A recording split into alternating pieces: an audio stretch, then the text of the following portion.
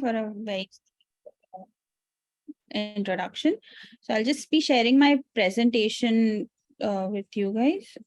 Yes, go ahead, Rutula. Is it visible? Yes, it is visible. Okay, great. Give me 2 minutes.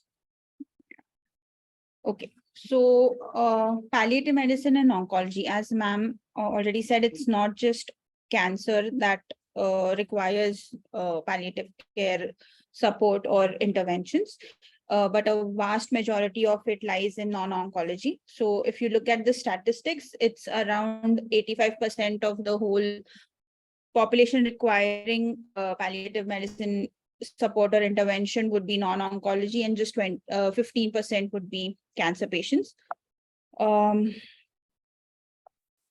Just a minute. Yeah.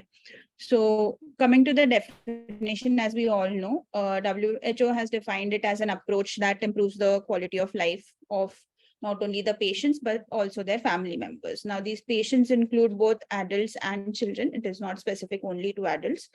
And the problems that they are facing can be either physical, psychological, spiritual, or social. So what WHO suggested was that it should be done by identifying it early and have a proper assessment of all the symptoms. Now, you might have seen this graph many times, but it is very important as it shows the evolution of what palliative medicine has now become. So initially, it was thought to be the advanced life-threatening situations or end-of-life situations that palliative care was needed or required.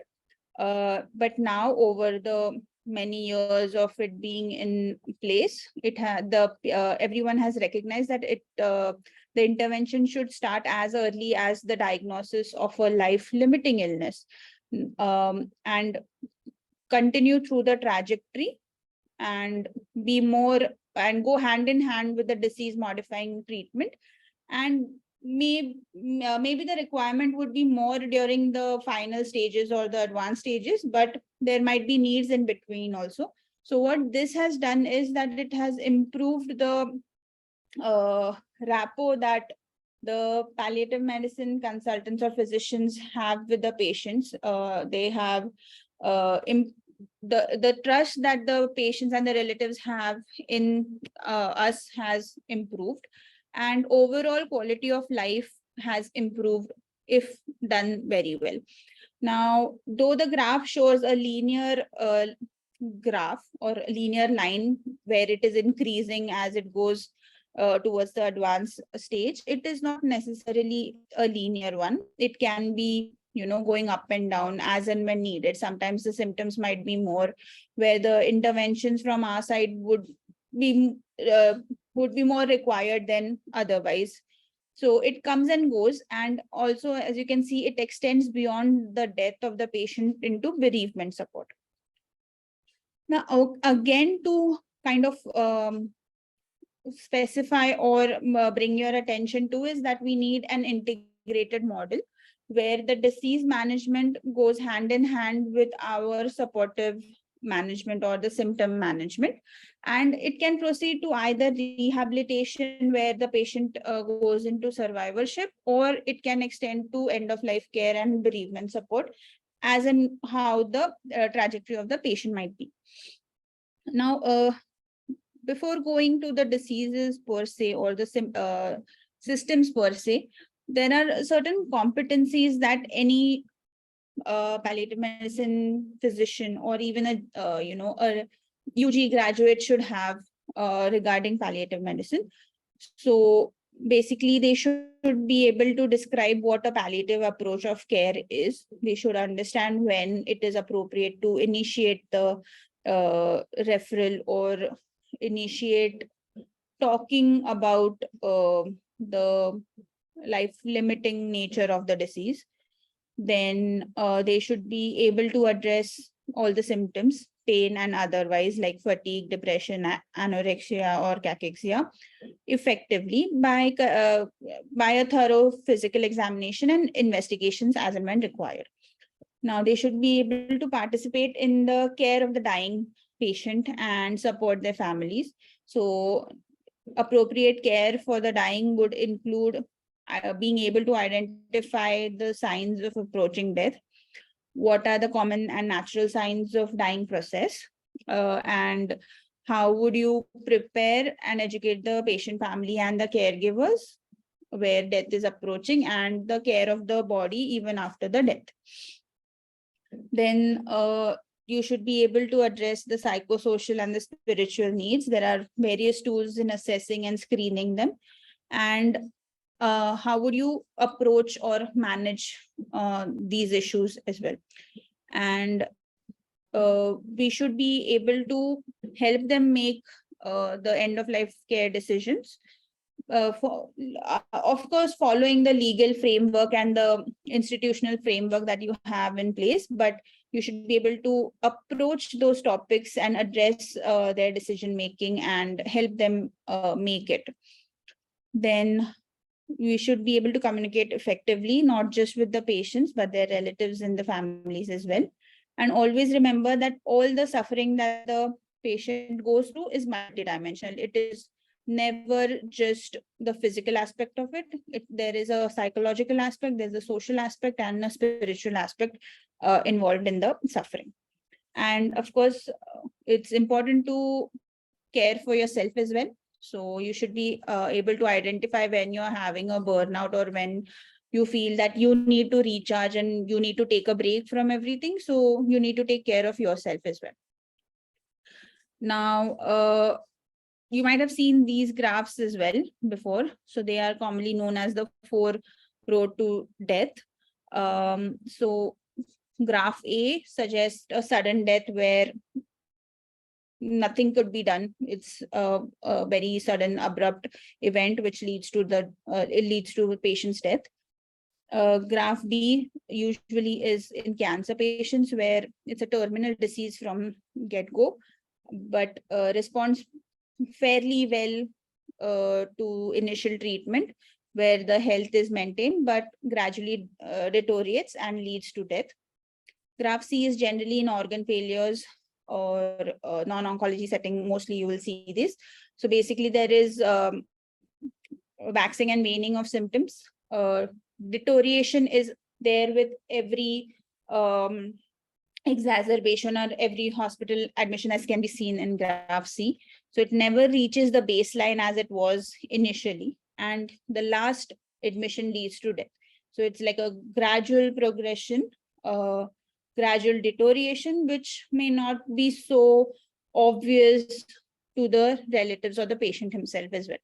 And D is frailty, that is generally your aging process or natural process where there is functional decline overall, and that leads to death. So where is it likely to be benefit? Where almost every chronic diseases. So you have your chronic organ system failures, you have your neurodegenerative illnesses, you have your rheumatological diseases, cancer, of course, and also patients with prolonged ICU stay with multi-organ failures, which is not responding to the treatment anymore. So can anyone just tell me what are the likely barriers for referral to a palliative medicine from a physician's perspective? Like, why would you yourself would not want to refer a patient for palliative care? Anyone?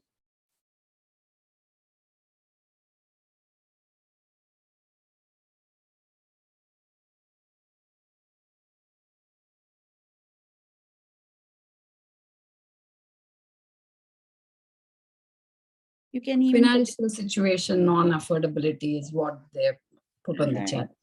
Misperception, PC is for cancer. Yes, that is quite common. Non-availability of physicians, Yes. accessibility to the facility. Yes, all probable. So basically, the physicians always want to have a cure, right? They don't want to accept that as a failure to their treatment. they feel like they're giving up on the patient and not doing their best. A few things, lack of awareness and not knowing whom to refer. Yeah, exactly. So this They're not session even will clear aware that. yeah, they're not even aware that such facilities are Exists. available for the patient. So yeah. So these are just a few. You guys have mentioned more. Then from a caregiver perspective, can anyone share?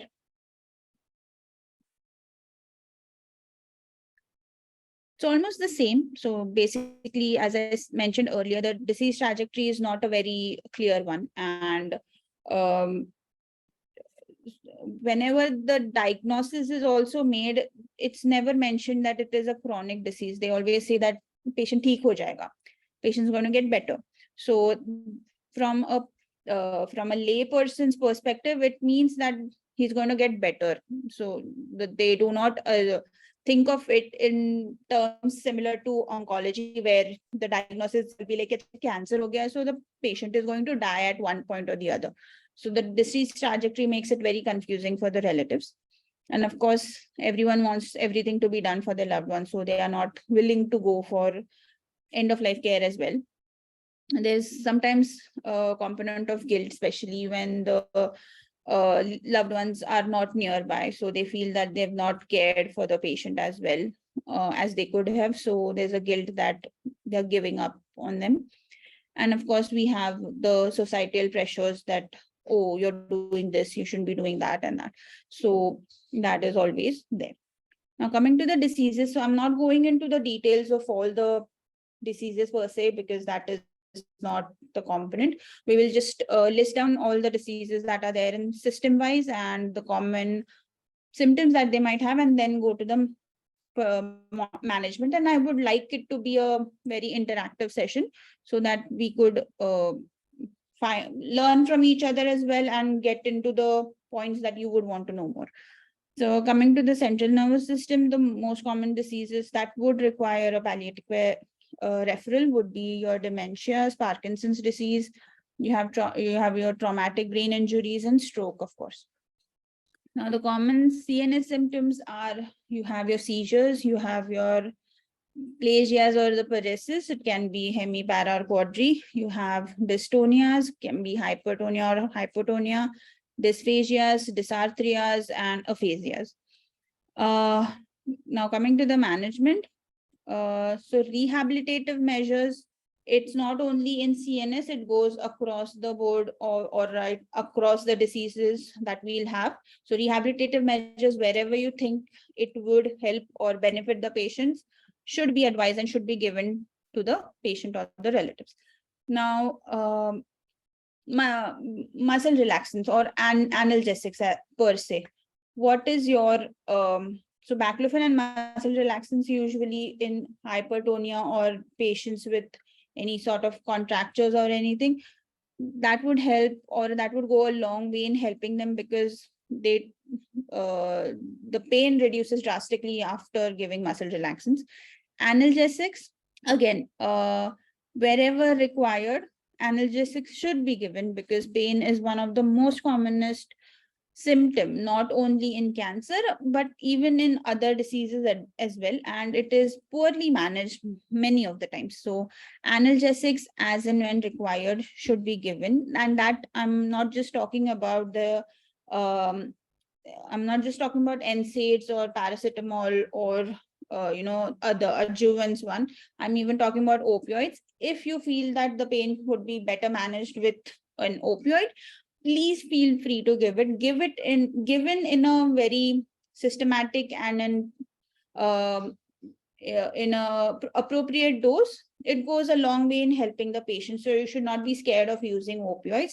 It should be given as and when required to patients who need them. Anti-epileptics, of course, should be titrated as requirement of the patients. Usually nowadays, the most common one are Livera. That is the most commonly used anti-epileptic nowadays. But again, it differs from patient to patient and institute to institute. So as and when required and whatever the appropriate doses, or even if multiple anti-epileptics are required, it should be given. Now there's a controversy involving peg feed and like whether it should be NG insertion or peg feeding. Can anyone just do you want to share? Like, what is your comment on that?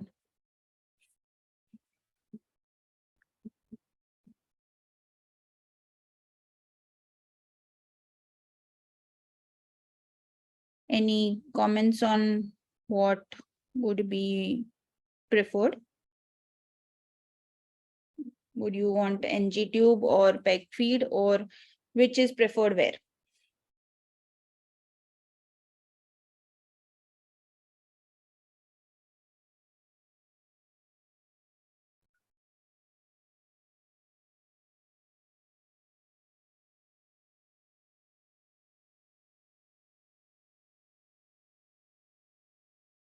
Peg feed for long term? Yes, exactly. Excellent.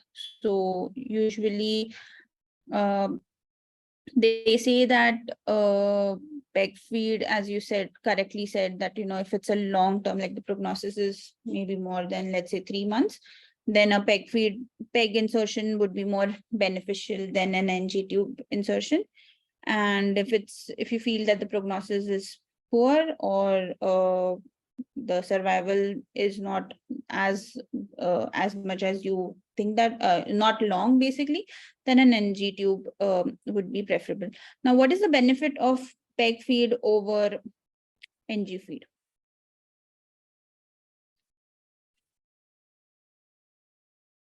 Apart from the aesthetic sense, in like, it's not visible. So apart from that, any benefit of NG tube or peg tube over the other?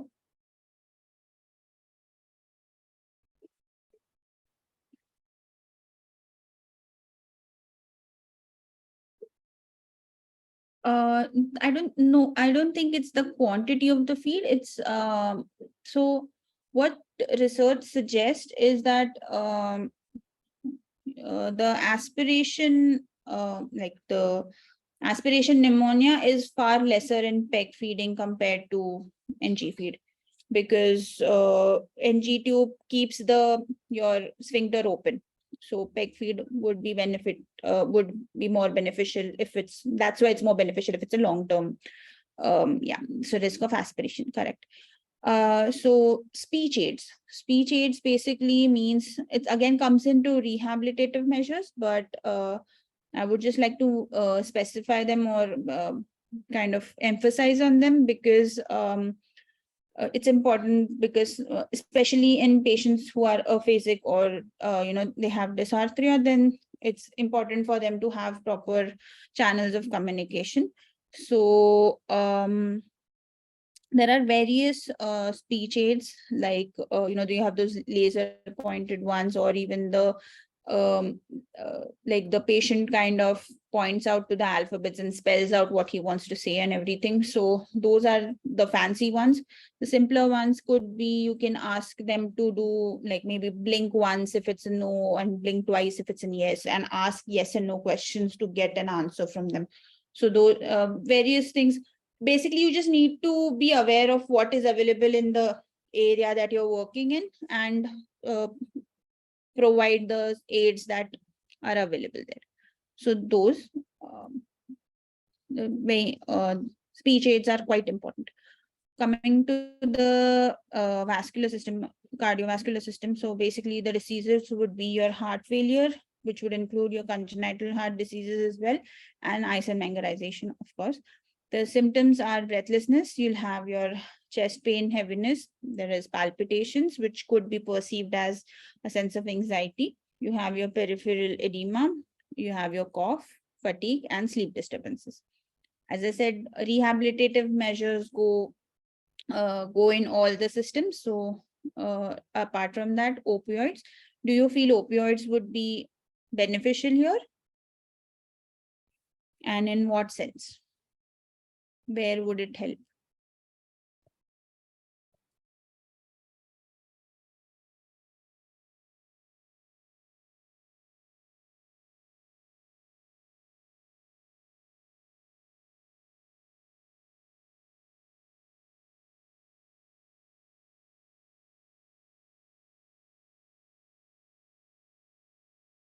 Someone has asked to explain about peg feeding, Rutula.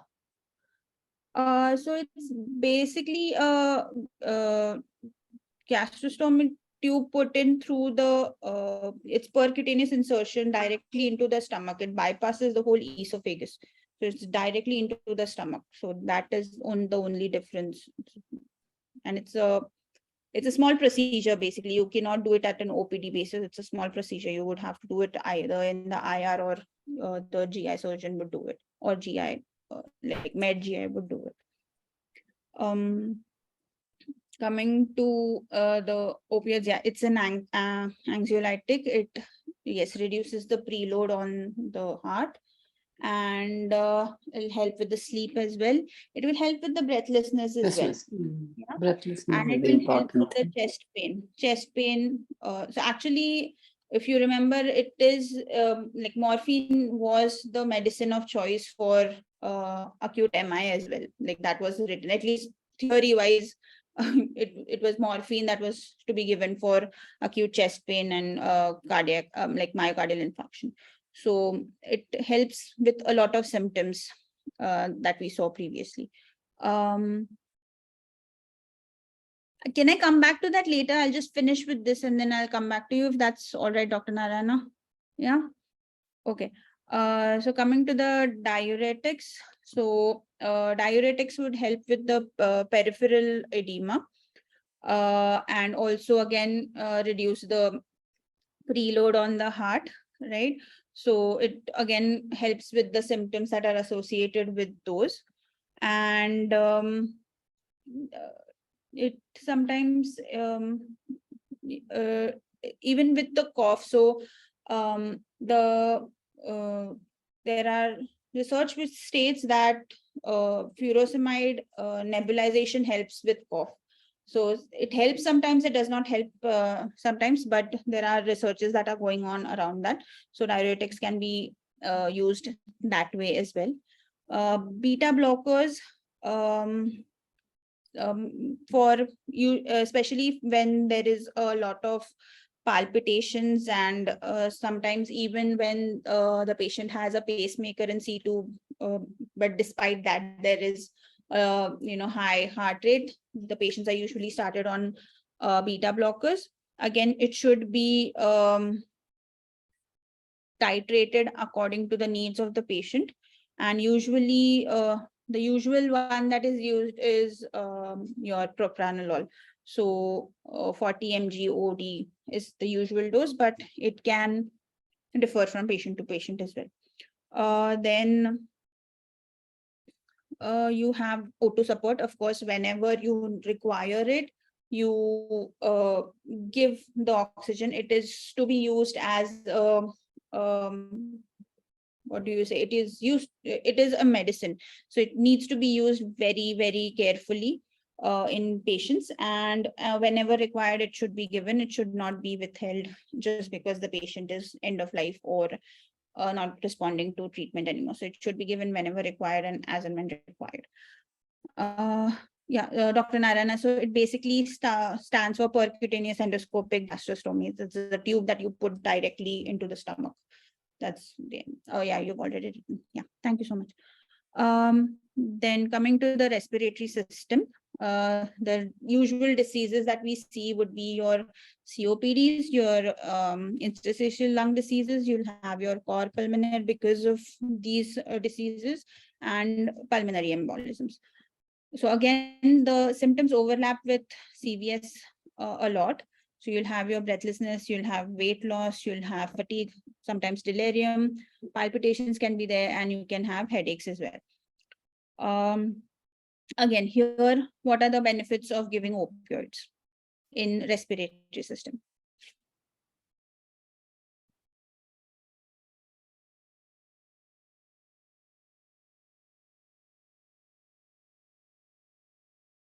Anyone?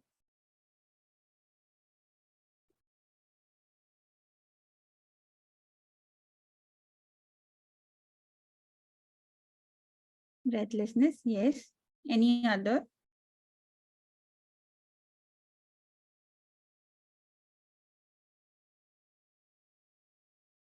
Yes.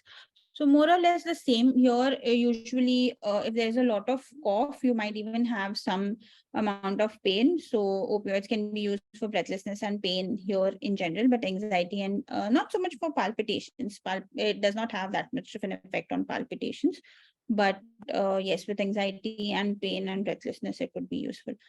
Diuretics, as I said, sometimes nebulization of diuretics is shown to have benefit for breathlessness and cough, but not in all the patients. So it needs to be kind of monitored when to give and when not to give. And acetylcysteine, so it basically kind of helps to thin out the secretions for easy expectoring it out.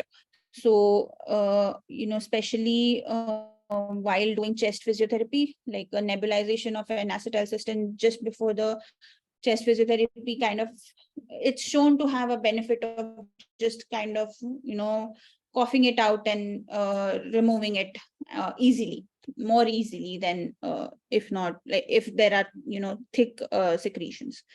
Oxygen support, again, as I said, whenever required, oxygen support should be given, plus minus nebulization if required.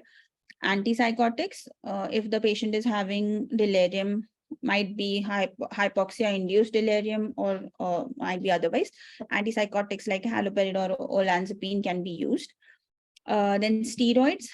Um, so generally, these patients do not respond as well to steroids, especially when they are in advanced stage and are requiring high oxygen concentrations or multiple inhalers or nebulizations.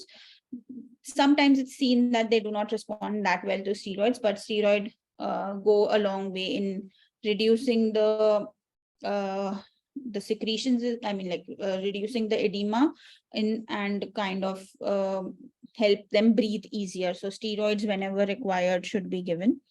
The usually prednisolone or dexamethasone is used in these patients. Then coming to hepatobiliary diseases, so it's basically your end stage liver diseases, which might be cirrhotic or liver failure. Common symptoms here would be your nausea, vomiting, fatigue, weight loss, and all the signs of liver failure.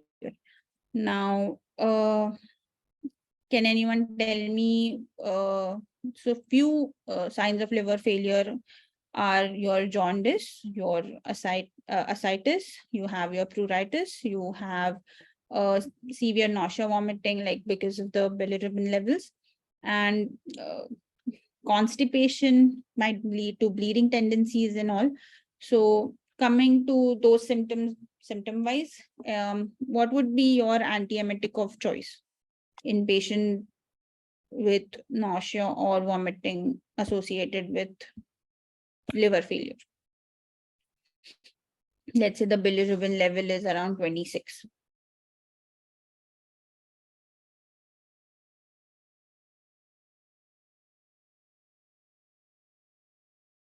And ondansetron, can you tell me why? Excellent, that is the correct answer, but can you tell me why? Any other? Haloperidol and ondansetron, any other?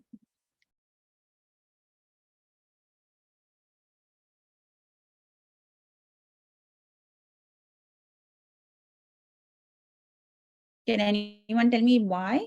Why haloperidol or ondansetron, or let's say olanzapine for that matter? Metoclopramide, yes. But why? Why all these? What do all these have in common? Dexamethasone, not so much. No. It may, but not so much.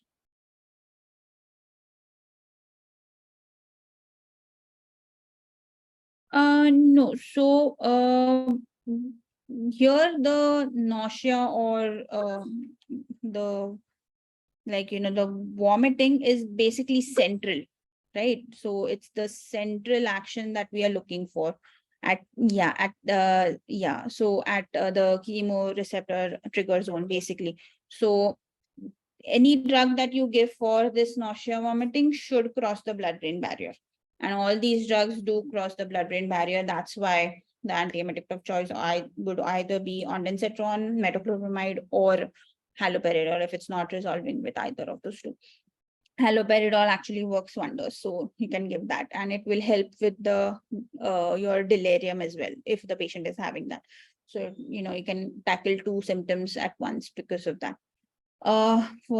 So sertraline, where do you think sertraline would be used?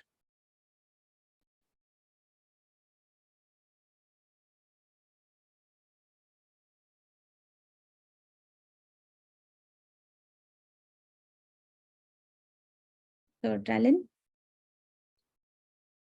So it's the drug of choice for liver failure induced pruritus. So if the patient is having a lot of itching, it just goes away after 1 or 2 doses of sertraline. So it responds very well to sertraline. You can start off with as low dose as you can of like maybe 12.5 mg a day, and you can increase it if required, but it works wonders. So sertraline can be used for pruritus. Any suggestions for the laxative to be used and why?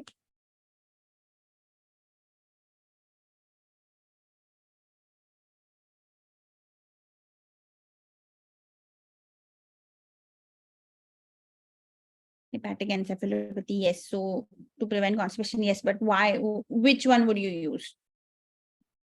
Lactulose. So what does it basically do? And bisacodyl, yeah, it can be a stimulant with along with but what does it do?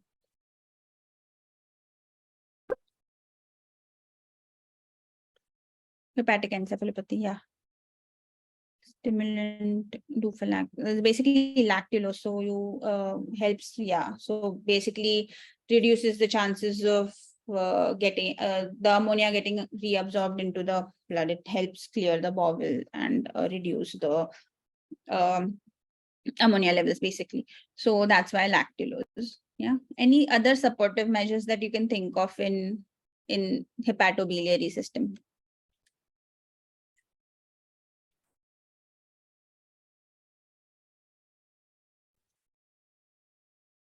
Loss of appetite, yeah, okay. So basically dietary changes, you prefer more of plant proteins than animal proteins in uh, hepatobiliary diseases, especially liver failure, because it's easier to digest. So that way, though some of the literature now says that any sort of protein is preferable, and they also specify that you shouldn't keep a patient with hepatic failure starving for more than, they say, 3 to 4 hours. So you need to maintain their blood sugars because the symptoms might just increase if that is not done properly.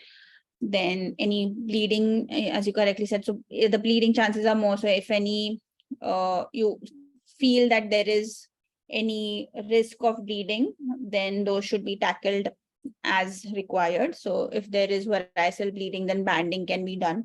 If you feel you see that there are a lot of petechial rashes or petechiae that are erupting on the hands, wherever it is, so manage those well. Can you just give me what you would do if there's just petechial rashes, yeah, or eruptions on the arms, let's say? What would you give? The platelets are fairly normal, uh, and the PTINR is raised. So what would you give? Vitamin K, excellent. So the stores of vitamin K are depleted in hepatic failure. So vitamin K would be the ideal choice here.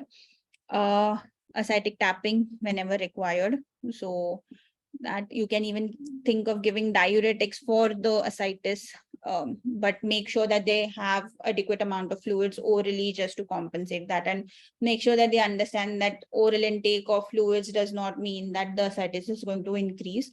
So kind of explain that well to them as well. And someone said neomycin. Can you specify for what neomycin you mean to say? Do you mean to say orally as an antibiotic? So nowadays the recommendation is rifaximin, not neomycin. The usual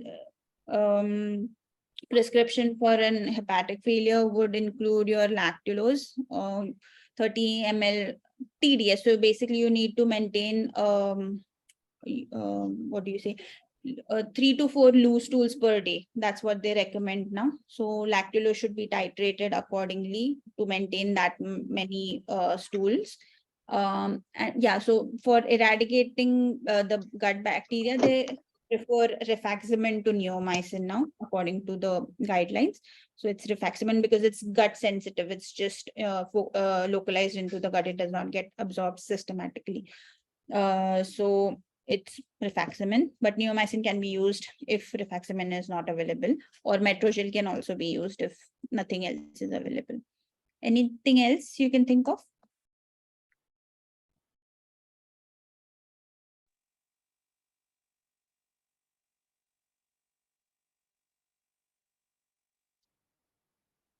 Biliary levels.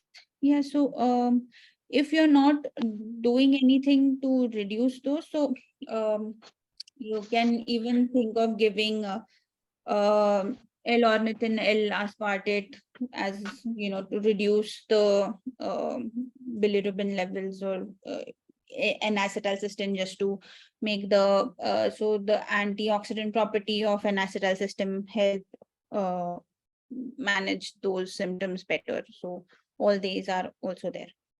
Excellent. Great. Now coming to the renal diseases, you have your end-stage kidney disease. Uh, yeah, yeah, you can give the portal pressure lowering drugs as well. Yes, ursodeoxycholic acid as well. Alcohol withdrawal, that would need to be according to the protocol in your institute. So usually you would have to give benzodiazepine cover for acute withdrawal from alcohol, because that might lead to further complications if not tackled well. So you'll have to manage it according to the protocol that is present in the institute that you're working in. End-stage kidney diseases. So they might be because of hypertension, diabetes, or glomerulonephritis. Again, the symptoms kind of overlap with that of hepatobiliary. So you have your nausea, vomiting, you have decreased appetite, fatigue, decreased urine output. Then because of that, you might have signs of fluid overload, pruritus again, muscle twitches or cramps, and sleep disturbances. Now, what will be the antiemetic of choice here, and is the reason? What is the reason?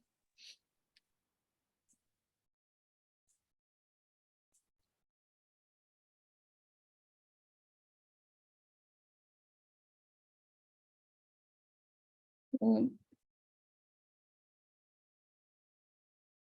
again, it's pretty same. So it will be any centrally acting antiemetic would be the choice. Domstal, not so much. It does not cross the blood-brain barrier that much. So metoclopramide over domperidone, ondansetron, haloperidol, again because it's a centrally acting cause of nausea and vomiting. It's the uremia that is causing your nausea and your vomiting. So centrally acting. So any centrally acting drug could be the appropriate choice for managing. Any thoughts on antipruritic agent, because uremia induced pruritus is also quite severe. So any thoughts on antipruritic agent?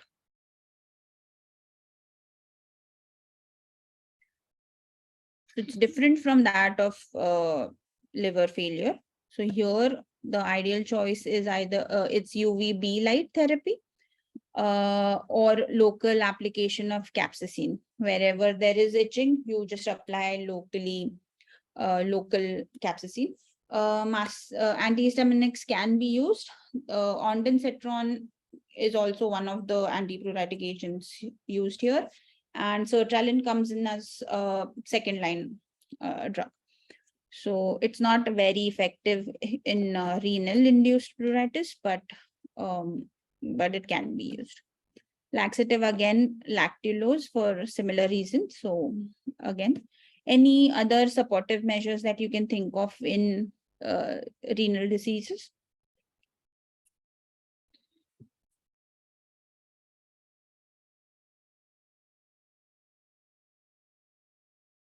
Erythropoietin for anemia, excellent. Calcium, hyponatremia corrections if required. Fluid restrictions, yes.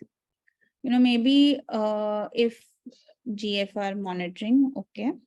If the patient is on dialysis, is on hemodialysis, and is tired of hemodialysis or coming to the hospital so frequently and everything, you might initiate the talk of shifting them to a peritoneal dialysis instead, if they are affording enough, because it's a bit more expensive than hemodialysis, or might be equally expensive as hemodialysis, but you might want to shift them. You might consider, or you might want to discuss this with the nephrologist to shift them on a peritoneal dialysis instead, because it's a bit more easier and it's at home. So they don't have to travel up and down to the hospital so much, and might feel more comfortable for the patient. So you might want to do that. Protein supplements, yes.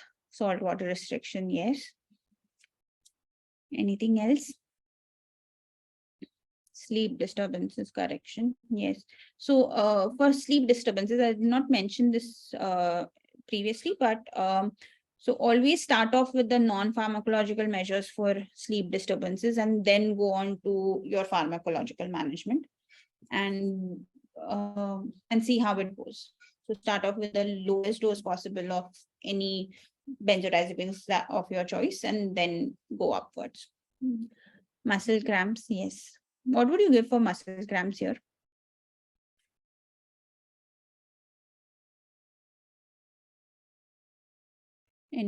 Any choice?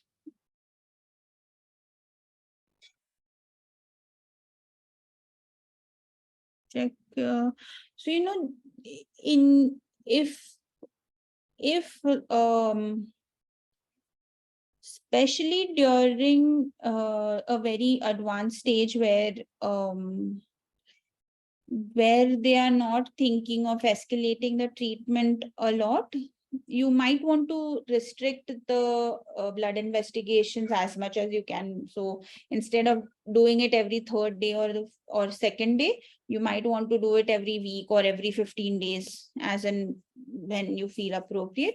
So you might want to restrict blood investigations, but yes, of course, you can check your RFTs and electrolytes as well. Also depressed, say yes, they have a lot of psychological issues.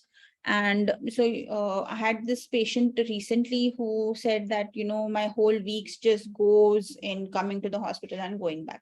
So she used to get so disoriented by the end of dialysis that she did not have the sense of how she reached home. The relatives would just take her on a stretcher and in an ambulance and back home, and she would just get up the next morning half drowsy, not understanding what is happening and all that. So that was quite traumatic and agonizing for her. So she and the family members finally took the decisions of not taking the dialysis anymore, and then just let whatever happens, and then signed a DNR consent as well. So this was a very recent patient that I had.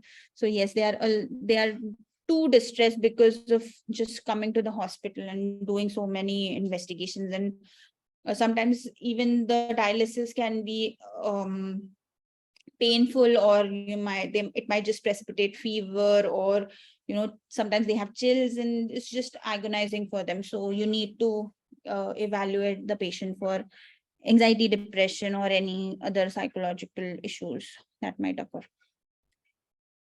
Anything else?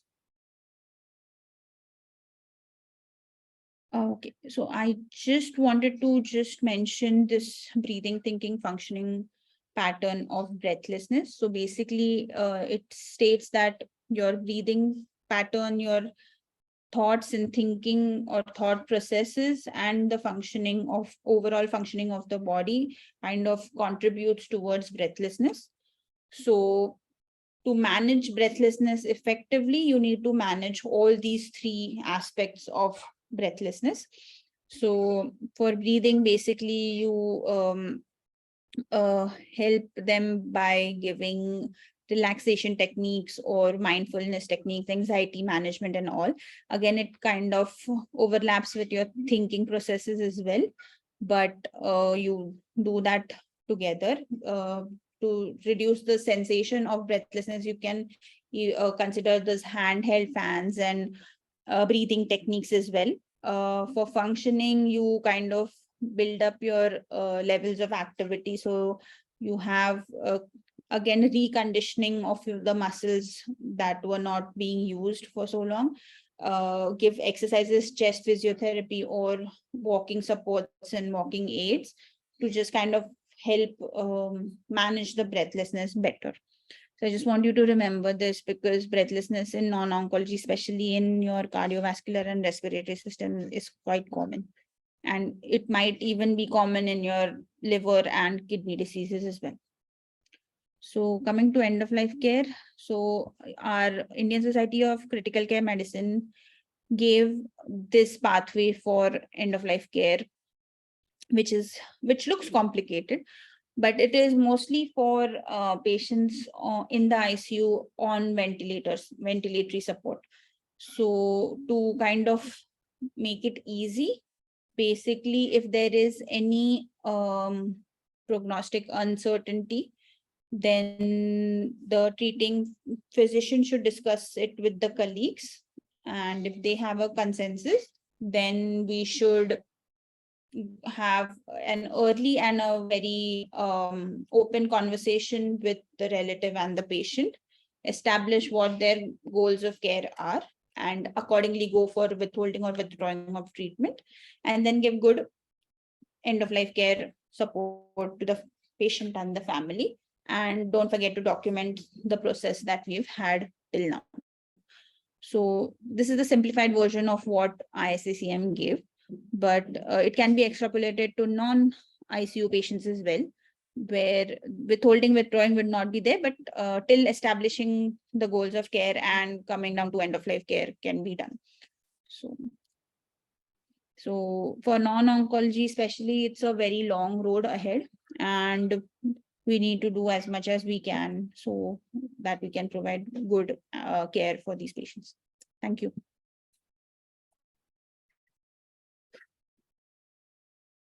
Any questions, any thoughts, any comments?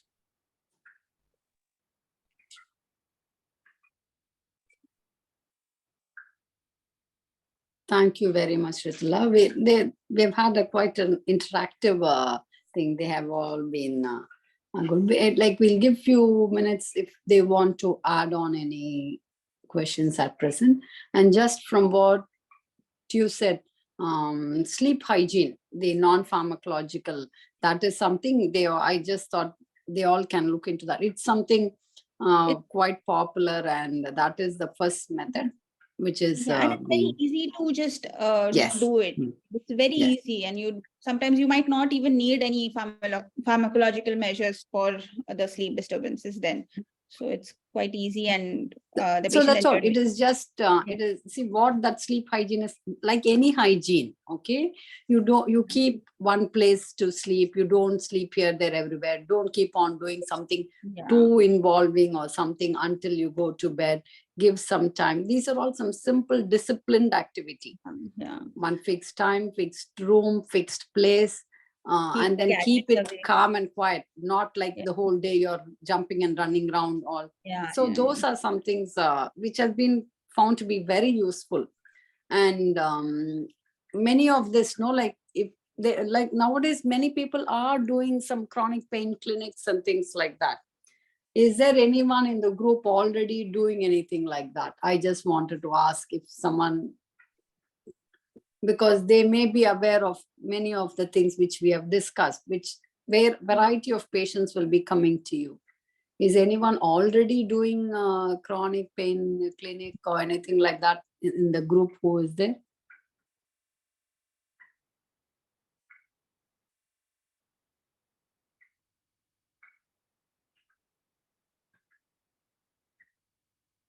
No response so far. Any other questions anyone wants to ask? Or if not, we can go to the case presentation and come back.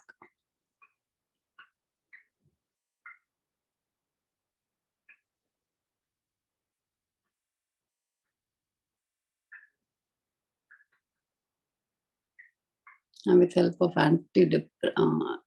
someone has replied, let me see. Chronic pain with antidepressant under okay, but not in the true sense. Okay. So that's all. Like, see, it's like the many things like non-pharmacological also will be part of it. That is why. Okay, fine. Because in every management, you have non-pharmacological and pharmacological, and many times multimodal, and it all goes together. And rehab and physiotherapy will also be part of it. So that's what many type of psychological techniques are also used. Many things are there. And the breathing thinking will be dealt in more detail in the respiratory session also, Rutula. Oh, okay. Okay. When they very important and yes, quite yes. a common So that gets covered in the respiratory symptom management also. Will be explained in more detail, each element of it also. Oh, okay, great. Okay, I think Sinia, can we go ahead with the case presentation, and then still we can come back what to say to the discussion again.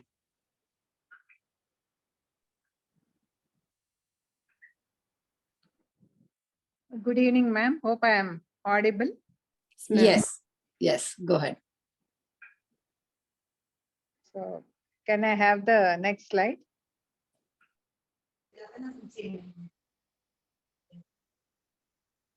So, this is a male patient aged about 69 years, and a diagnosis of rheumatoid arthritis had already been made. Next slide. So, the presenting complaints are pain and swelling in the joints, subcutaneous nodules, impaired mobility, and also feeling depressed. So the pain and swelling in the joint started at about 45 years. As there was a relief with the steroids, the patient started using them very frequently, and it resulted in a gastric ulcer. So he was asked to stop the steroids. Patient did not have any comorbidities as such, and he was in a job where frequent touring was required. So he found it initially that it was comfortable to use the steroids and move about. So later he was prescribed the NSAIDs, and also he was involved in a trial using the drug methotrexate. So this is actually an old case, and there were many remissions and exacerbations, and I mean the past 4 years there is no remission as such. Next slide. The patient is of average build, is not a hypertensive, and there are subcutaneous nodules mostly on the fingers, and the joints are swollen and tender. The joints involved are the wrist, elbow, ankle, knee, and also the metacarpopharyngeal and the interpharyngeal, tarsobapharyngeal joints. So the treatment that was prescribed because steroids were contraindicated were NSAIDs and methotrexate. Hemoglobin was about 10.2, and RA test was positive. Tests for the other connective tissue disorders were done, but they were negative. It was a raised ESR, and of course he was CRP positive. Coming to the psychosocial aspects, he is married, but wife is no more. And there is one daughter who is married and lives in another city. So is being looked after by the relatives, and the daughter visits now and then. The reason is he doesn't want to stay at the daughter's place, thinking that it would be inconveniencing her, and also the cultural aspect, like one doesn't go and stay in a daughter's house and so on and so forth. His finances are good, and is not able to socialize mainly because of the impaired ability. So as a result of which, maybe he is becoming depressed. So the medications, these are the medications that were being used. NSAIDs, methotrexate, and some iron and folic acid. He was also being given this Restil at bedtime. So the main concern is the pain and then the impaired mobility, maybe because of both of which is becoming depressed. So this that is being depressed was not expressed by him, but it was the observation of the caretaker. So the summary of the case is that this involves a 69-year-old man with rheumatoid arthritis, which is progressive in nature and no remissions of late. So what can be done mostly for the relief of pain, the restoration of mobility to the extent that is possible, and for the depression. So he was only being treated by an a rheumatologist. He had not been referred to anybody for the depression and all. I think that is it.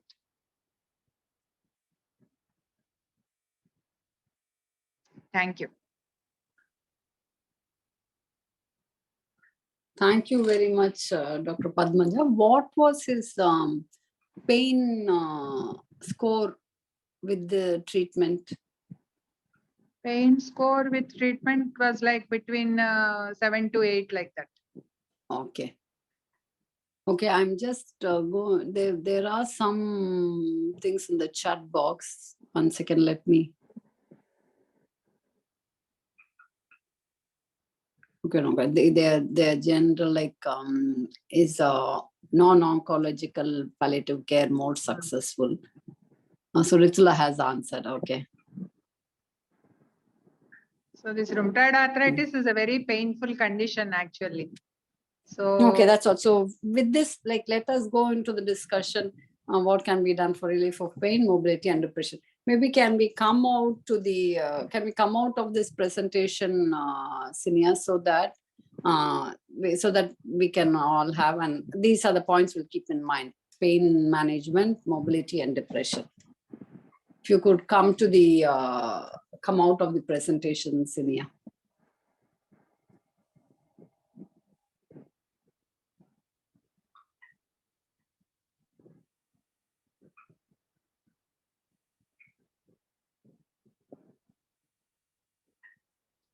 Is Sinia there? Yes, ma'am. Okay, just come out of the presentation so that Yes. we can have everyone. Okay, yes, some already people have started typing on the chat about yes, if the pain is like Rutula, you go ahead and then I will add on. So yes, opioids would be a good choice, especially if since he already has developed gastric ulcers because of the steroids. Shifting him onto an NSAID would kind of not make any difference because the gastric ulcers would maybe increase, if not remain the same. And not just because of that, opioids might be more helpful if the pain severity is as as you've said, it's around 8 to 9 on a pain scale. So any thoughts before I say, any thoughts on which opioids would be your choice to give initially to begin with, or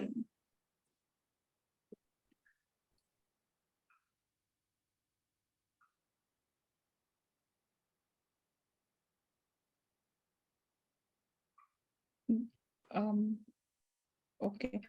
So if it's severe pain, I would not hesitate to start the patient directly on morphine or fentanyl as well. Fentanyl, not so much because I mean, I don't know the dosage that he requires. So titrating the patch would be difficult unless you're giving injectable. You can consider injectable morphine just to tide over the acute pain crisis that he might be having and then switch him over to an oral formulation. Might want to start a bit on the lower side if the patient is opioid naive. If the patient is not opioid naive, you can start off with a higher dose as well. So that's not an issue. And a combination with paracetamol would not would be appropriate. I mean, I would avoid NSAIDs and steroids if the patient is having gastric ulcers. But if he's not, then steroid course would help. But if that is still not helping, then adding a paracetamol round the clock would also help. Like, because the mechanism of actions are different, so paracetamol would also help. Coming to amitriptyline or SNRIs, if there is a component of neuropathic pain, then those make more sense. Not only, I mean, just for the nociceptive part of the pain, they would not be as helpful as morphine or the other medications. But yeah, you can try it. Then another possibility, tramadol you can start off with, then that gives you the combination of mu receptors and SNRIs in one drug. So, but maybe the dose required would be more. So, but it can still be given. If this, so nowadays, the recent guidelines from by WHO also, they say that instead of starting the patient on weaker opioids, it's better to start them on a low dose of stronger opioids. So it does not make any difference. And if the pain is severe enough, then starting them on stronger opioids also is fine. Oxymorphone, I'm not sure if it's available everywhere. So, or rather, I mean, I've never personally used it because it's not been available wherever I've worked. So if it's available with you, then fairly well. Like, if it works, then it works. Another medication that can be used is your NMDA antagonist like ketamine, just to tide over the initial part of the pain, because again, that is another mechanism of action of the drug to tackle the pain. So you might need to use combinations of medication to manage the pain well here. Those are my thoughts. Yes, Rutula, like basically, see, as I'll just add on a few things. See, first thing, what is availability? Okay. You have someone with a pain score of 7 or 8, you don't have morphine, okay, but you have a weak opioid easily available in India, okay. So you have to be practical also. So I'm not sure, is Dr. Padmaja, is morphine available in your place? Yes, ma'am. Oh, if it is available, then the whole ball is in your court, okay. Then once you start, only thing to have in mind, these are patients who are going to be on for a long time. So do a proper full history review, and then you make sure everything is fine. What is available, do the best for the patient accordingly, okay. So I would just say two tracks. Morphine is available, one option, because as everyone recommends, morphine, low dose, start low, go slow. All that you follow up the patient properly, and then add an anti-neuropathic, because it gives an additive effect. And in due course, you can reduce the morphine dose. Why do you add an anti-neuropathic? Is to keep your morphine level low. You're not just doing polypharmacy there. Okay, keep everything in mind. It's just not just have morphine and give is not the moral of the story here. Okay, so use it sensibly and always give, review, assess every time. That's why this pain score is so important. So one thing is that if morphine is available, start with morphine, because you said, and straight away, like, you have not, why have you not tried weak opioid? Ma'am, I'm not the treating doctor. Okay, because see, this WHO ladder, no, is world renowned. 1, 2, 3, 4. It's like a baby step. Why is it so? Because you have a uniform protocol. All these guidelines are to make our lives easy. Yes. And there will be some uniformity all over. So just follow the guidelines. And then, so these are things, no, always go step by step. So, but there's no 100% that that tramadol would have taken the pain, but there's no negative also. It could have taken the pain also. Yes. because it's not been tried. So that's what. So it is, and always start and then go, give the maximum dose. And you're not going to leave the patient like that. You give for 2-3 weeks, good response, continue. You have the weak opioid with the and adjuvant and paracetamol and physiotherapy. See, always multimodal management is what will work. Yes. And next important thing is that with him, with his depression, he's on his own. Psychology is what is very important for him.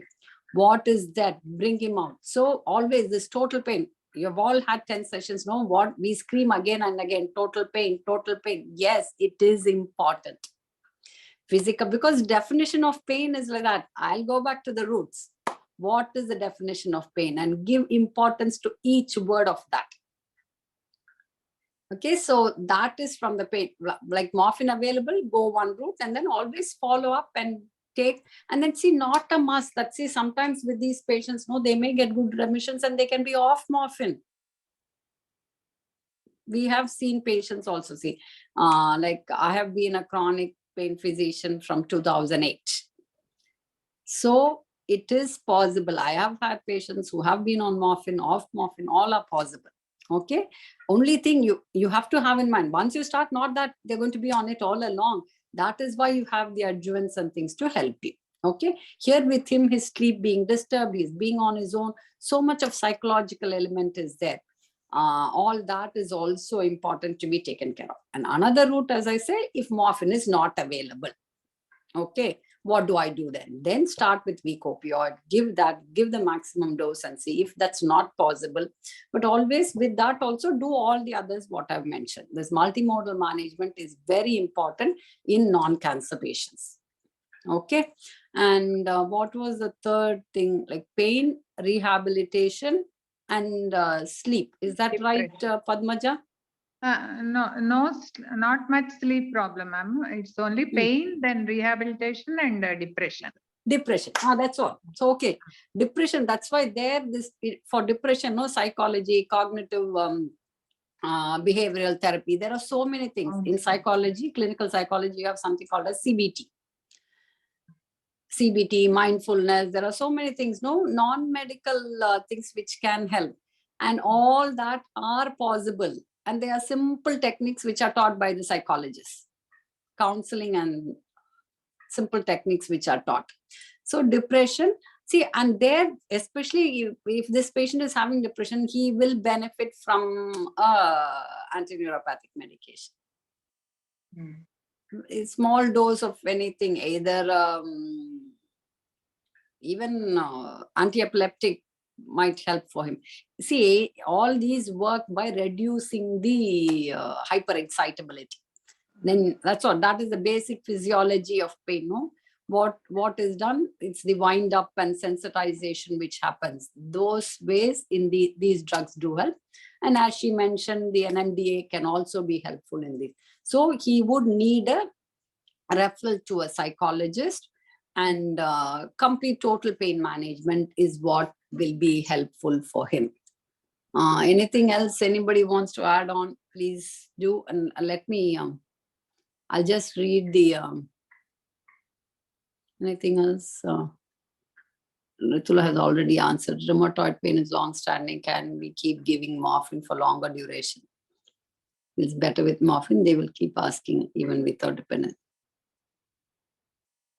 Yes, that's what. So as what I said only here, when you're giving it for a long time, you have to make sure that there is no, like, there are ways of finding that also. See, they will use up the medicine if it is used in the wrong way.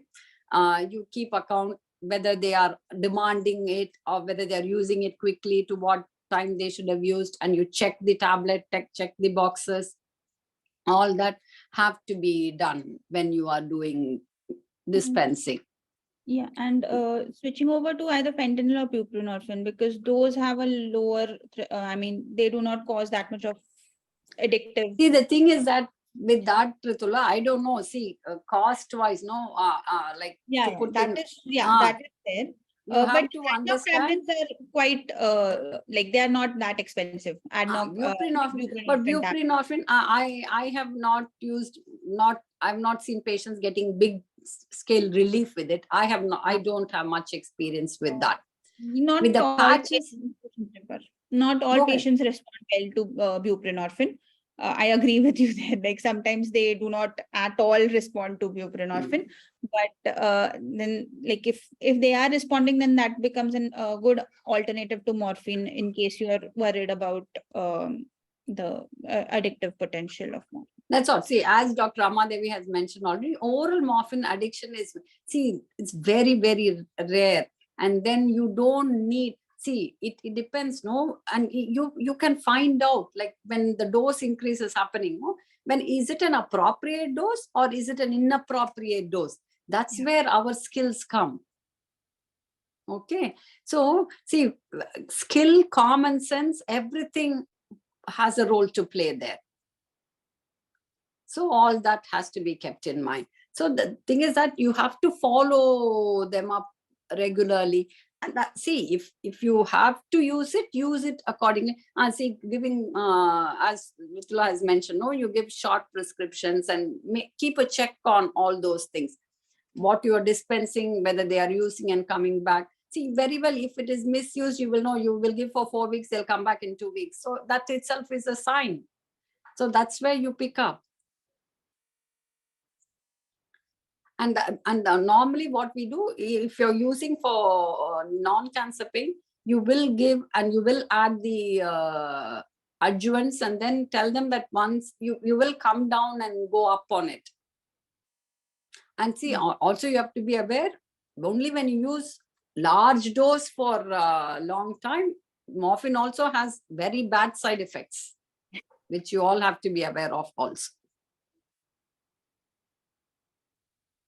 So those are all there. Like, everything has any medicine, no, like we say for oxygen, no, every medicine has to be used appropriately. So to be aware of, morphine also, when you use large dose, has a lot of unwanted side effects. Few of them are, it affects the immune system. These are all only when it is used high dose, very high dose. So I'm not dissuading you all to use morphine. You have to use morphine where it has to be used. But for any medicine, we need to know the side effects and things. Yeah. Is there anything else in the chat? Let me check, Rutula. Physiotherapy. Physiotherapy, yes. Physiotherapy, psychiatric consultation, counseling, yes. Important thing as, thank you, Dr. Bhargav Dev. Counseling with the daughter and maybe just her coming and seeing him once a week or twice a week will make wonders. That's why, multimodal management is what will be helpful. Working in a team, one person winning over this may not be possible. Nothing wrong. Like working together, the whole team will be successful. So that's what happens. For example, like most of the centers have it, and they for example, Palliative has a physio team and psychology team. Everyone are there. So once if I see someone, I will ask the psychology team to also see. So they will give some advice and techniques to manage. And physio is all. Only all done, there will be success. If you just that's where even if you manage the pain, then they have to be functional. If you just manage the pain and they're not taught how to mobilize and do things and how to have their life in a better way, even the pain relief may not be beneficial. Okay, so that's all. It should be managed in all aspects of it, have to be thought into and managed appropriately. Psychiatry depends, no? Like if needed, if nothing else works, you will need the psychiatry consultation also. Pain and chronic pancreatitis. Yes, it is. It's very painful. And Rutula, you go ahead and then I will add on. Again, a combination of opioids with adjuvants would go a long way, and also include your neuropathic agents here, because many times because of the celiac plexus and all, there's a lot of neuropathic pain also involved in pancreatitis patients. So any opioid of choice, like according to the availability or the severity of the pain. And along with that, neuropathic adjuvants, at least you can add on your NSAIDs or steroids if required. Yes, in this stage, as she mentioned, opioids will be needed because the pain will be quite intense, and they do respond very well to the opioid, because even in any type of thing, they respond very well. They give, and also for them also, you teach them some techniques like retroperitoneal pain will be there, just more like going on their force and those type of things, which we teach them on and off, which will relieve their pain. Because it just relieves, just going on your the four limbs, that is some position which is taught to help them to ease the pain. So this chronic pancreatitis does cause severe pain, and more like opioids are the drugs with adjuvants which will be helpful.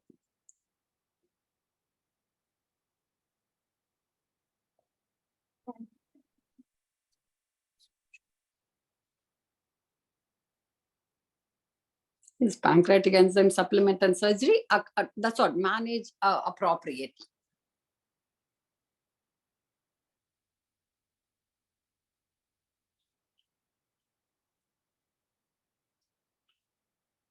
Dr. Padmaja, have we dealt with all what were the main concerns? Anything else to be added on?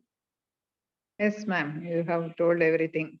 And that it's a just to make sure that you have to be aware, no, all these type of patients most of us see. Only thing, not linking this to that. That is what has to be, because rheumatoid and all are patients who will be having, they live with the disease, and it's a long-term thing. And then many such, as Rutula took us through the systems, no, every system, everyone will have some patients. So that is how it is. So that vast it is, and it covers a wide range. And multimodal management is the important thing here. You have to deal with every aspect of it. Anything else anybody wants to add on or ask, please?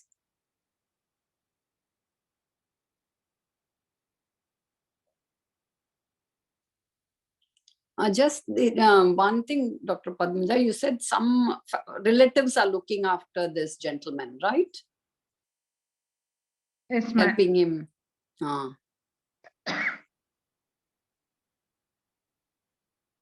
That's all. Just teaching him, like rehab is another thing which will help him a lot.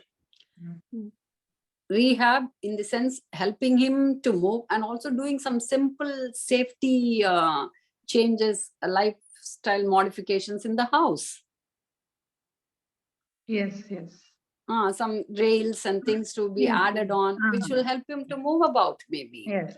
And those type of things, that is where physio and rehab help.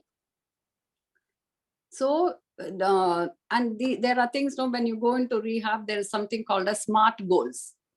Simple, measurable, achievable, reassess and target goals. Don't aim for something which is not possible. Small goals. So these are things which have to be taught to them. So always everyone wants, no, simple example I will tell. See, for example, a 70, 75-year-old wants to do something what they did when they were at 25 will never be possible. Okay, everyone, all of us want to do, we want to be 25 all along. Is it possible practically? So that is where you say, not that you cannot do anything, try to do something, because if they achieve even a simple thing, their morale will be high up in the roof. So for example, for this man, find out what is that he's unable to do. How is it possible to help him to do it? So those type of things is what. So that is where physio and rehab will help. and when they see achievement by their own eyes. And next thing is that important in these type of things is called as pacing. So what you do is, for example, something what they take 30 minutes to do, they're unable to do in one go. Ask them to do it as 5 minutes. Do 5 minutes, take a break for 2 minutes. So okay, they may not be able to do it in 30 minutes, but they may take 45 minutes, but still do it. So if they do like this, they are still able to achieve and they're depressed. Why? Helplessness and inability is the cause for depression. So you help them to achieve that by pacing. So these are some simple techniques and things which are taught. And for these type of chronic issues, it will come a very, very long way. So those are things like, especially for him, no? So teach him. So if you do, and if he himself sees something like that, and then this pacing is also, rather than do for 1 day and then not do for 5 days, 6 days, is not helpful. And anyone with chronic issues, if they don't use regularly, they will have more pain. If they sit simply not doing anything, they will have more pain. So control the pain, teach them how to lead a life, and things like that are very important. That's where physio and psychology together will be helpful.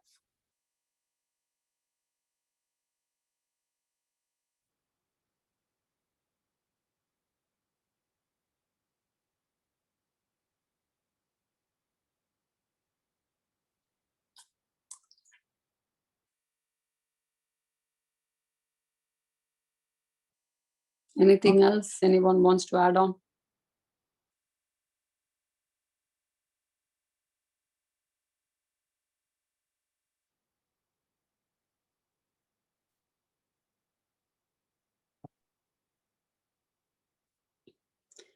In that case, I will pass it on to Sinia then. We can end up the session now if there are no more questions. Mhm.